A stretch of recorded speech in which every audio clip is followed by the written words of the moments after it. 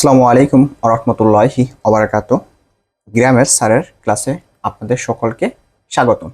আশা করি আপনারা সবাই ভালো আছেন।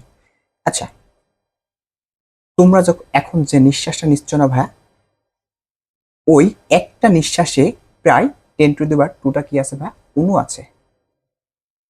আর তুমি নিজেই ভাইয়া কি, তুমি নিজেই তৈরি কি 10⁻27টা পরমাণু দিয়ে তুমি তৈরি।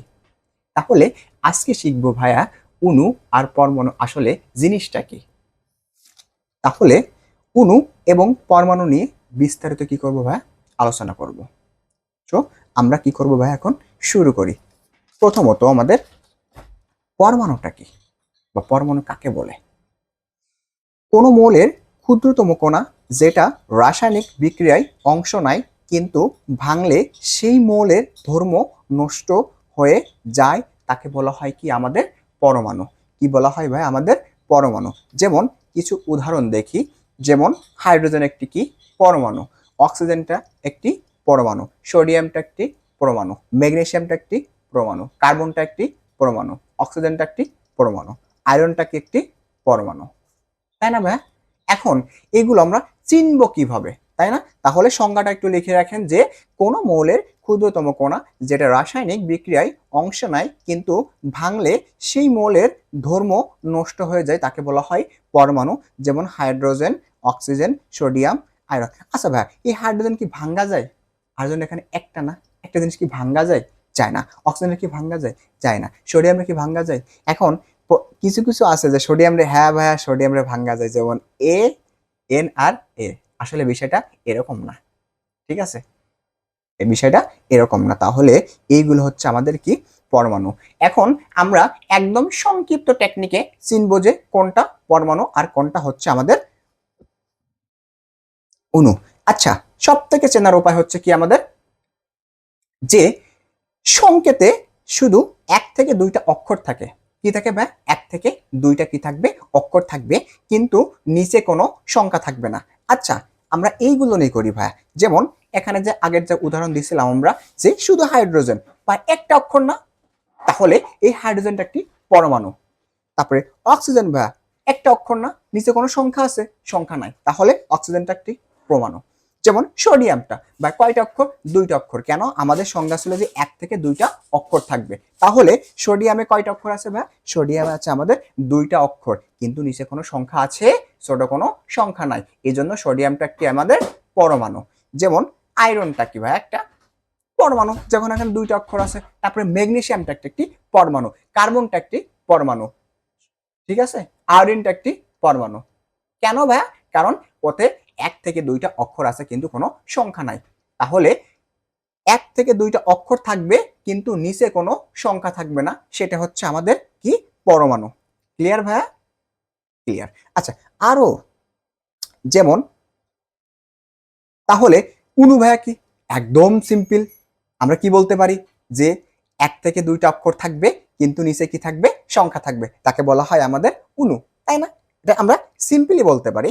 কিন্তু আমরা সংজ্ঞাটা বুঝি যে 2 বা ততোধিক বেশি পরমাণু রাসায়নিক বন্ধনে যুক্ত হয়, রাসায়নিক বন্ধনে যুক্ত হয়ে যে ক্ষুদ্রতম কণা তৈরি করে তাকে বলা হয় আমাদের অণু। তাকে বলা হয় আমাদের কি ভাইয়া? অণু। যেমন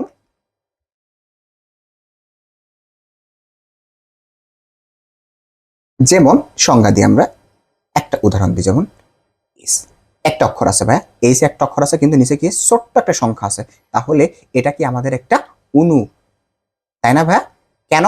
কারণ আমরা পড়ছিলাম যদি নিচে কোনো সংখ্যা না থাকে তাহলে সেটা কি হয়? আমাদের পরমাণু হয়। আর নিচে সংখ্যা থাকলে সেটা কি হয়? একটা অণু হয়।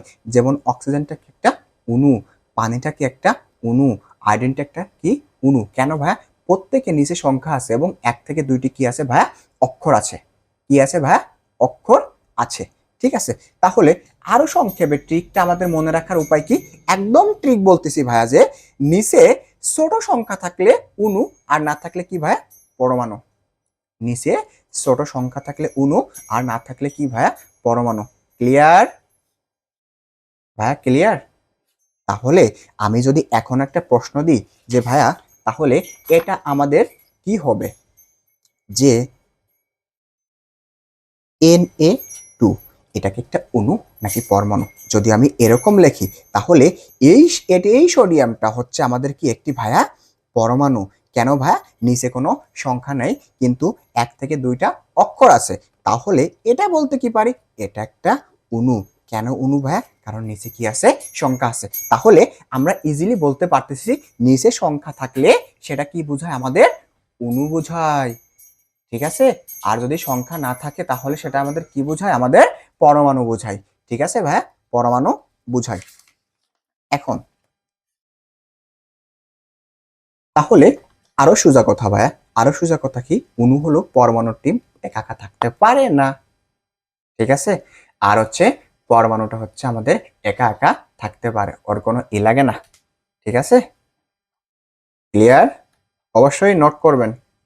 ঠিক আছে? নোট করলে এই অণু পরমাণু সম্পর্কিত কোনো সমস্যা থাকবে না আপনার, একদম ক্লিয়ার হয়ে যাবে।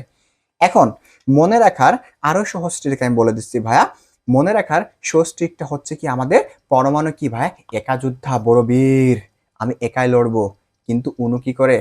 ভাইয়া আমি খুব গরিব মানুষ, আমাকে সাহায্য করেন না, আমার টিমে একটু সৈন্য বানান না ভাইয়া, না হলে আমি জিততে পারবো না। ঠিক আছে? তাহলে অণু কি করে? দলবদ্ধ বেঁধে থাকে। ঠিক আছে? দল বেঁধে থাকে। আর পরমাণু কি করে? একাই থাকে। ঠিক আছে? ক্লিয়ার ভাইয়া? ক্লিয়ার। এখন কষ্ট করে একটু নোট করবেন যে আমাদের অণুকে ভাঙলে কি পাওয়া যায় ভাইয়া? পরমাণু পাওয়া যায়। কিন্তু পরমাণুকে ভাঙলে কি পাওয়া যায় না? অণু পাওয়া যায় না। কেমনে ভাইয়া? আমরা একটু বিস্তারিত ব্যাখ্যা করি। তাহলে এই সোডিয়ামটা কি ভাইয়া ছিল? এই সোডিয়ামটা কি ছিল? একটা ভাইয়া আমাদের কি ছিল? অণু ছিল। তাহলে এখানে বলছে যে অণুকে ভাঙলে কি পাওয়া যায় ভাইয়া? পরমাণু পাওয়া যায়। তাহলে ভাঙ্গি, তাহলে সোডিয়াম প্লাস সোডিয়াম, তাই না ভাইয়া? তাহলে সোডিয়াম সোডিয়াম মিলে কি সোডিয়াম 2 হচ্ছে না ভাইয়া? তাহলে এই সোডিয়ামটা একটা পরমাণু, এই সোডিয়ামটা একটা পরমাণু। তাহলে এই সোডিয়াম একটা কি ছিল ভাইয়া? অণু। আমি এর ভাঙলে কি ভাইয়া? সরি, এই সোডিয়ামটা ছিল একটা পরমাণু। আমি কি এর ভাঙলে কি ভাইয়া অণু পাচ্ছি? অণু পাচ্ছি না। তাহলে আমাদের নোটটা কি, যে অণুকে ভাঙলে পরমাণু পাওয়া যায়, কিন্তু পরমাণুকে ভাঙলে অণু পাওয়া যায় না। ঠিক আছে? নোটটা অবশ্যই লিখে রাখবেন যে অণুকে ভাঙলে পরমাণু পাওয়া যায়, কিন্তু পরমাণুকে ভাঙলে কখনো অণু পাওয়া যায় না। ঠিক আছে?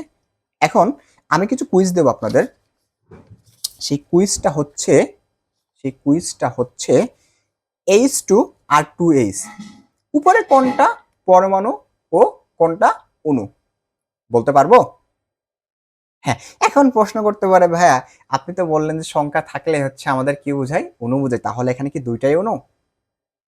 এটা দুইটাই অণু না ভাইয়া। কেন অণু না? আচ্ছা, আমরা এটা এটা 100% শিওর হতে পারতেছি যে H2টা 100% কি একটা অণু, কারণ নিচে ছোট সংখ্যা আছে।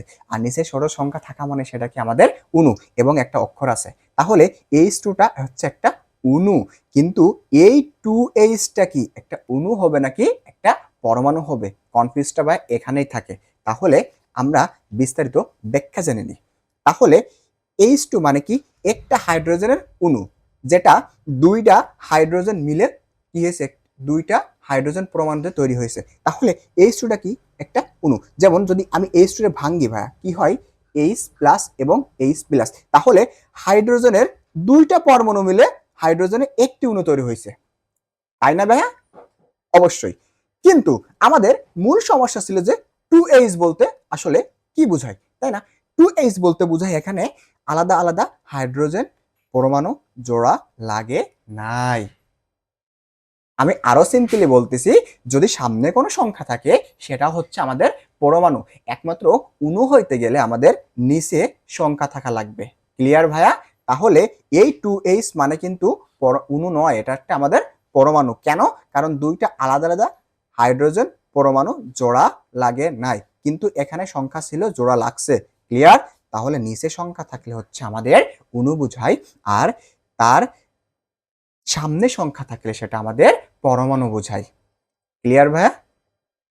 এখন আরেকটা মোস্ট ইম্পর্টেন্ট কুইজ আপনাদেরকে আমি দিতেছি, সেটা হচ্ছে H2SO4 এ আসলে কতটি অণু এবং কতটি পরমাণু আছে? H2SO4 এ কতগুলো অণু এবং কতগুলো পরমাণু আছে বলতে পারবো ভাইয়া? আমরা পারবো? আচ্ছা, আমি এখানে করে দিই। কেমনে করব? এখানে H2SO4, তাই না? কতটি অণু আছে এবং কতটি পরমাণু আছে।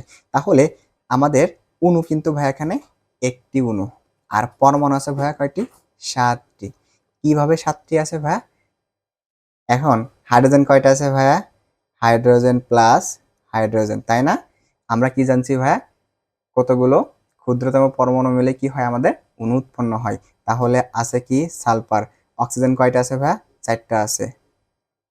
অক্সিজেন অক্সিজেন, তাহলে 4 আর 3 কত হচ্ছে? 7টি। এই 7টি কি প্রত্যেকটা কি ভাই একটা পরমাণু না? 7টির নিচে কোনো সংখ্যা আছে? কোনো সংখ্যা নাই। তাহলে এখানে কি আছে আমাদের? 7টি হচ্ছে আমাদের পরমাণু। কিন্তু এই প্রত্যেকটি পরমাণু মিলেই ভাই আমাদের কি হয়েছে? একটি অণু হয়েছে। তাহলে H2 এগুলো মিলেই কি হয়েছে ভাই? H2SO4 না ভাই? তাহলে এখানে অক্সিজেন ছিল কয়টা? 4টা। অক্সিজেন 4টা আছে। হাইড্রোজেন ছিল কয়টা? 2টা। হাইড্রোজেন 2টা আছে। সালফার ছিল কয়টা? একটা। একটা আছে না? সমান্তরাল আছে না ভাই? তাহলে এখন থেকে কি শিখলাম? যে পরমাণু মিলে কি হয়? অণু হয়। তাহলে H2SO4 এ আমাদের 7টি পরমাণু আছে এবং একটি কি আছে? অণু আছে। এখন পৃথিবীতে মোট পরমাণুর সংখ্যা কত? এটা কি আমরা বলতে পারবো? বলে দিচ্ছি ভাই, পৃথিবীতে মোট পরমাণুর সংখ্যা আছে 10 টু দি বার কতটি ভাই? 10 টু দি বার 50।